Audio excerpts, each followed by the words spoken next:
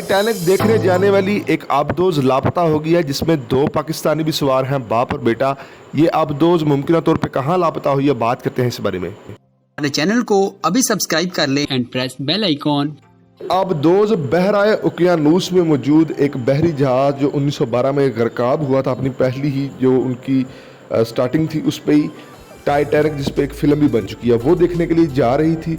और इसमें एक अमरीकी बिजनेसमैन भी मौजूद थे, बरतानवी निजात पाकिस्तानी शहजादा दाऊद भी मौजूद थे और उनका बेटा सुलेमान दाऊद भी मौजूद था।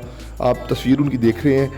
ये सारी की सारी आबदोज लापता हुई है। कैसे लापता हुई है? मुमकिन तौर पे कहा जा रहा है कि इसका जो ट्रांसमिशन निज़ाम है या बिजली का निज़ाम है वो बंद हो गया था। अगर ये हुआ है तो कहा जा रहा है कि जल्द से जल्द उसे तलाश कर लिया जाएगा। मुमकिन तौर पे ये आबदोज अपनी सतह पे, समुद्र की सतह पे वापस आ चुकी होगी। लेकिन अगर ये नहीं हुआ और नीचे से कोई लीकिंग हुई है तो ये ख्याल माहिरीन का कहना है बहुत ही भयानक है, और वो तमाम के तमाम लोग मुमकिन तौर पे अल्लाह ना करे वो हलाक हो चुके हैं।